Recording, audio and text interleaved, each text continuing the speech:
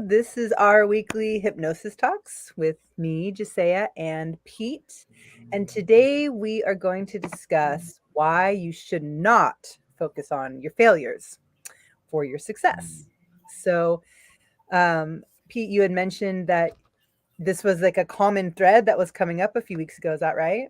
Yeah. This was one where I'd say a good chunk of my clients were like, I need to focus on my failures.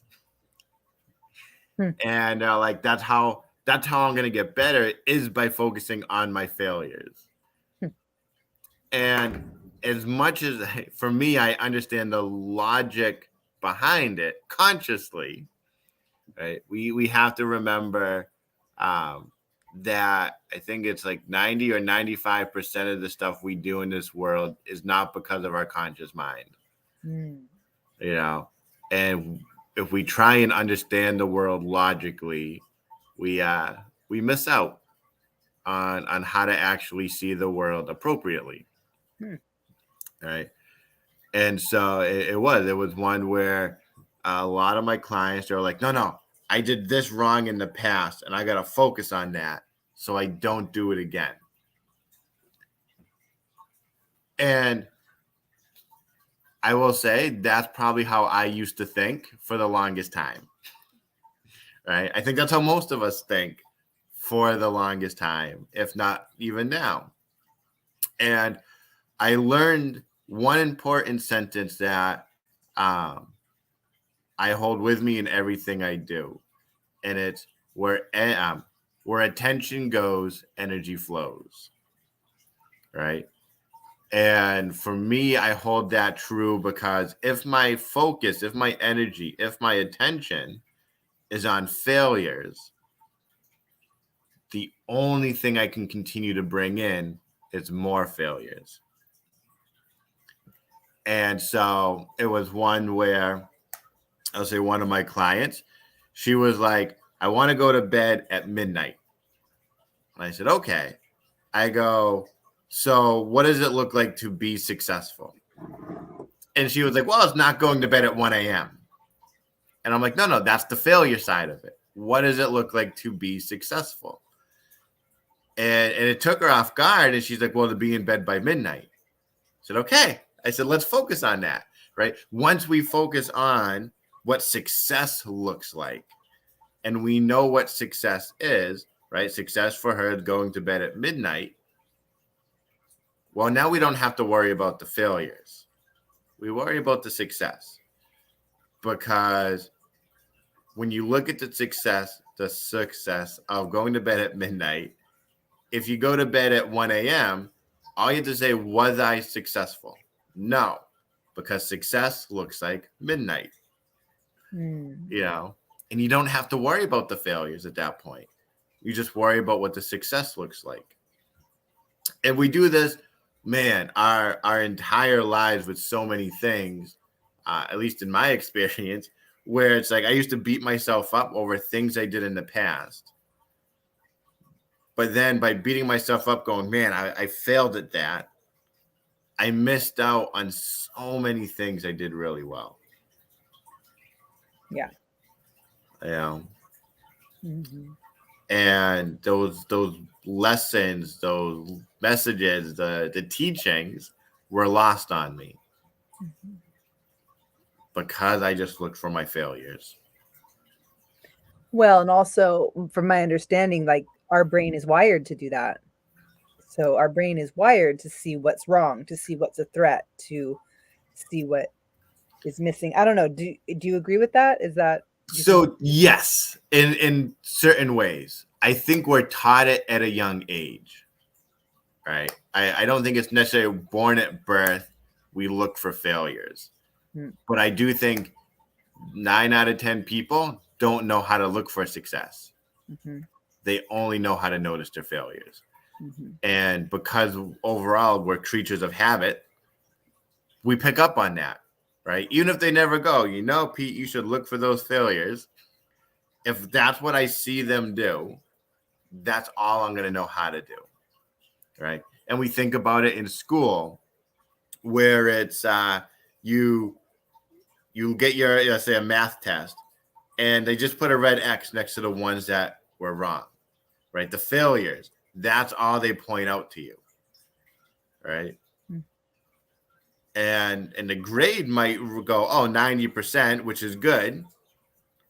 But when you look at the paper, you're only going to notice the failure. Yeah, it's in red. And that's In what red, right? They circle it, right? Yeah. They put comments next to it, right? That's what they focus on. They focus on where did you fail, not where did you succeed, Hmm. right? Yeah. When we think of little kids in sports, right? They look at, oh, what did you do wrong, right? And that becomes the main focus. Not like, oh man, you do this really well, right? Let's do more of that while getting better at this. They just focus on the failure, especially like parents. Like I have parents who the kids play, sports at college level and whatnot. And when they reach out to me, they're not like, hey, Pete, like my son, my daughter, they do really good at this. Oh, they're awesome at this. And they're doing this really well, but this is where they need help. No, it's, well, they do this wrong and they do this wrong and they got to fix this and they got to fix that. And it's like, well, why are they even playing the sport? They sound horrible. And then they go, well, no, they're top on their team. Hmm. It's like the way you just described them, I wouldn't think so. Hmm. Yeah.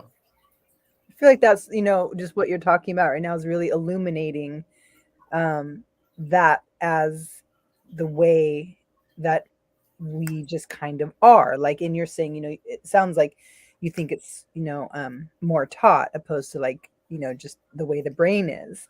And I know how many clients that I've worked with, and when I ask them, like, let me ask you, because they'll go on and on and on about their story. And then I'll say, well, let me ask you, what would it look like to have the life that you want? And I could practically win $100 if I bet every single time that they would not be able to tell me what they want. And it's so incredible how often I have to recalibrate them. And then what I found is overall, they're able to get one or two sentences and then they just revert right back to like all of the other stuff. So it's very interesting to experience. Yeah. Or you go, what do you want? And they'll say, well, I don't want this. And I Yeah. don't want that. And I don't want this in my life. Right. Yeah. And again, know that to me, the failures that they're trying to avoid. Right. And it's, yeah. I do an exercise with my client where they have to kind of start picturing their ideal life, right? Their best version. And it includes everything, right? Not just, physically, emotionally, it's materially, like every aspect of the life. If it was like perfect order, luck of the draw, what would it look like? And I had one client really recently, just a couple of days ago, where she was like, that was hard. She goes, I never thought about what my life could actually look like. But once she got into it, then the creative juices started flowing, right? Then she was like, oh, I can add this and I can add that. But in the very beginning, it was very hard for her because her entire life has really been revolved around not feeling important, not feeling deserving, not feeling good enough, right? All the things that she's not supposed to be. And never on what. Well, what do you want? What do you want to be? Who do you want to be? What do you want to have? That I view it as a muscle that we don't exercise. So we're not going to be good at it. Right. But over time, we learn to strengthen it, to have it become more flexible, more adaptable, that it wants to be used and it starts creating. If I think back, I say probably 2 years ago, could be a little less. I was just, I forget where I was. I was just out and about shopping, and a person just started talking to me about how they wanted their life to be different. They wanted to be in a different home. And I said, what kind of home do you want to be in? And they just had a very basic answer of, well, I wanted to have like 3 rooms, obviously a bathroom and a kitchen, and it was very basic. I'm like, well, that sounds like the house you're in now. The house you have now is 3 rooms. It has a bathroom. It has a kitchen. It has a backyard. I was like, so what's different about the house you want versus the one you're in?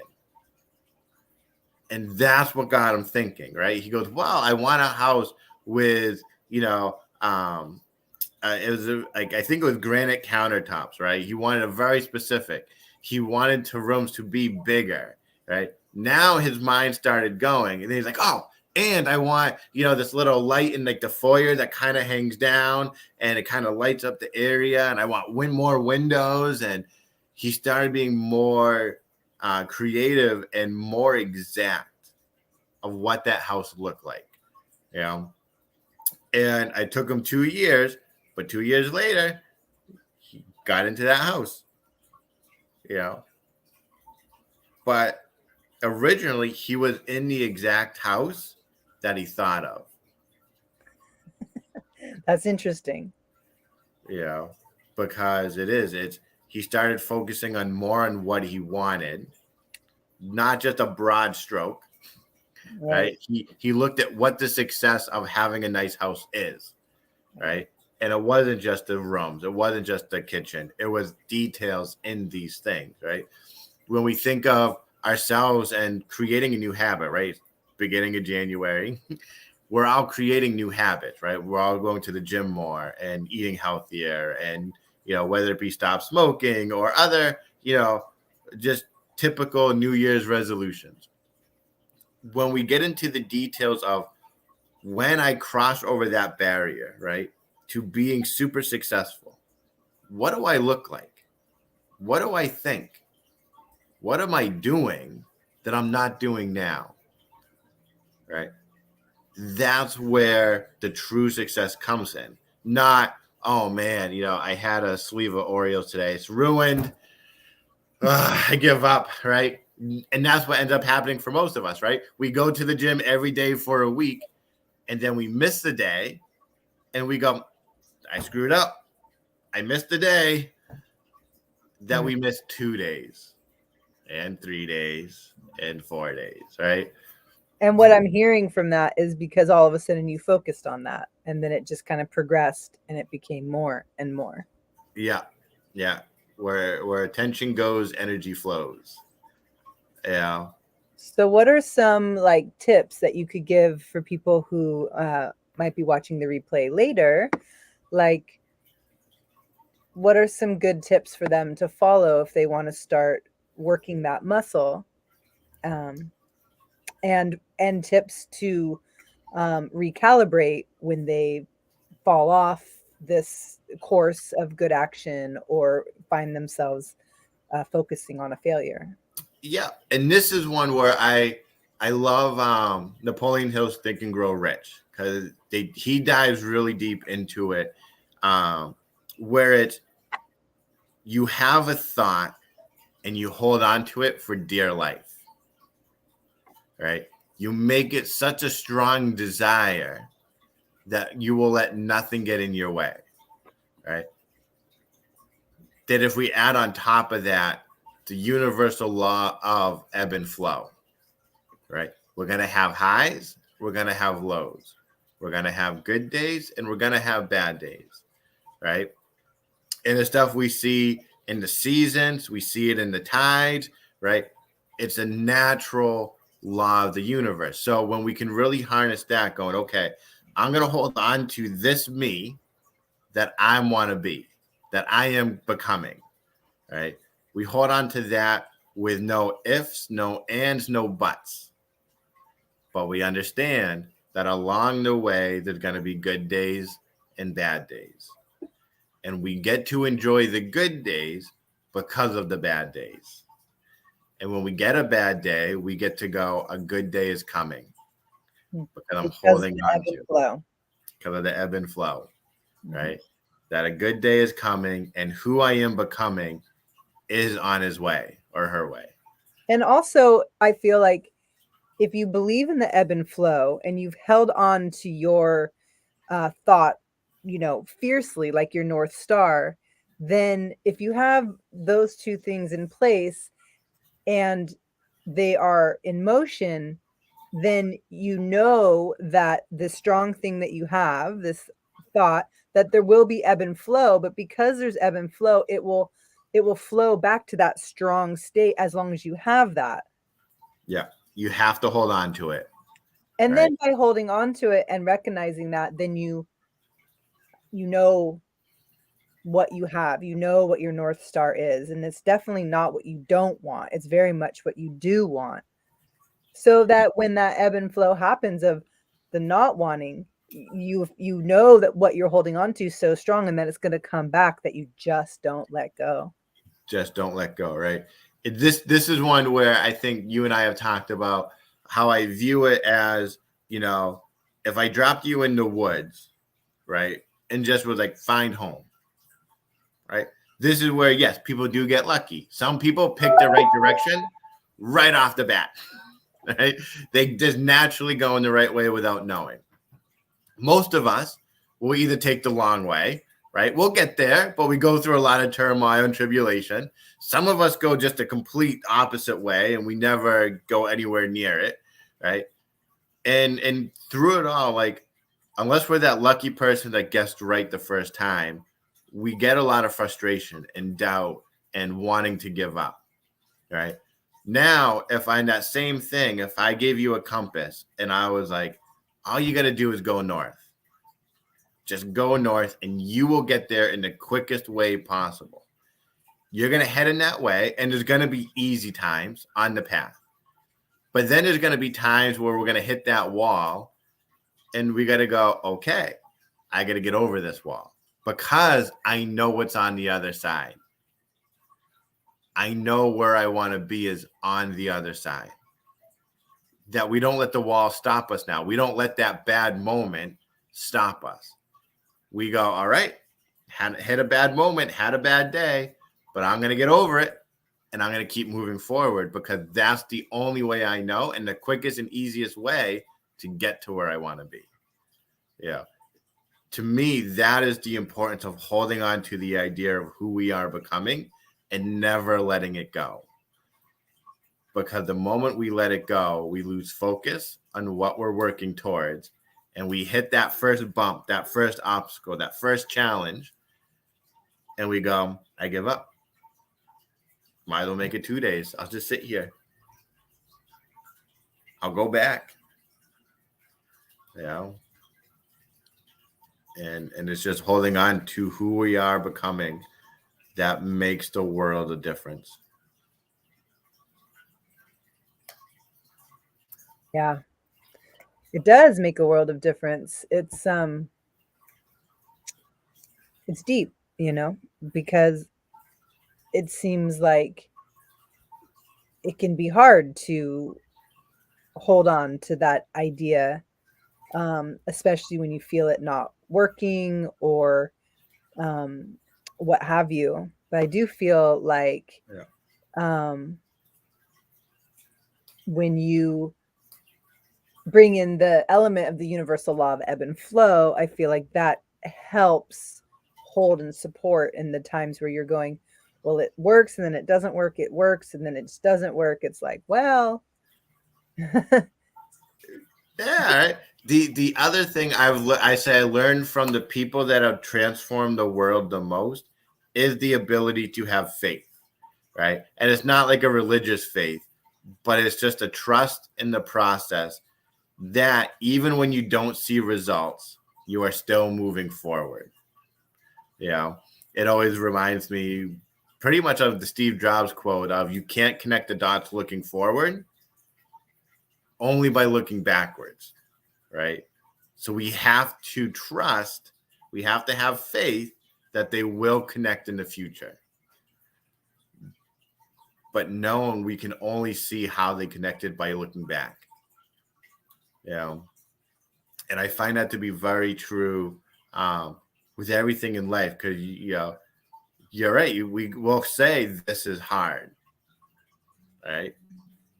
For me, I worked very hard to kind of cut that language out of my life where I just go, wow, like I've hit something new, something I never dealt with before for whatever reason. And it could be a variation of something I've done before, but it's different. Otherwise, it would be easy. Right. And so when I really worked hard to go, wow, this is new, I felt like I could learn it, which means I can overcome it. Right. But the moment I go, man, this is a problem, this is hard. Well, I've given myself a limitation that this is going to be something that's near impossible to get around. Yeah. And that's just for me, how my mind works is like those words like hard and difficult, and problems are limiting things to me. Go, well, I'm going to need something else. I'm going to need someone else to do this for me, type of thing. Where if I go, wow, this is new, I get to go, I've done so many new things in my life, right? Whether it's, we think back when we're younger of learning how to read and write, right? I think we can all agree that the English language is one of the most difficult languages out there, right? And yet, I don't even have to think on how to speak, right? How to put sentences together, or how to write, or how to read a book and understand the meanings from the book. But at one point, man, that was the hardest thing in my life, right? Then we get older, right? I learned to ski and snowboard. Same thing, right? I was like, oh my goodness, I'm never going to get this. I'll never be able to go down this hill without falling over. But then I didn't give up. I held on to the image of like, no, I'm going to get this, that I did get it, right? And then when I was younger, yes, that meant that I could do jumps and rails, and right, I could do all those things. Probably not now, but then, like, because I held on to that image of me being able to do it, I was able to do it, right? Same thing when we learn to drive, right? We get in the car, we're like, oh my goodness, I thought this was going to be easy, right? We see our parents driving and we're like, oh, they can do it, I can do it. And then you're behind the wheel and you're like, okay, oh boy, right? When we get into our first job, right, we go, oh my goodness, I thought this was going to be an easy job. And then we go, this is so difficult, this is so hard, but we stick with it. And next thing you know, we're teaching the new guy, right? Because now we're just pros at it. And it's just through all those moments, we held on to that image that I'm going to do this. We didn't give up.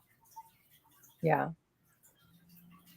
It's a great, simple yet challenging, concept to just hold on tight to your idea and to the fact that you're going to get through it.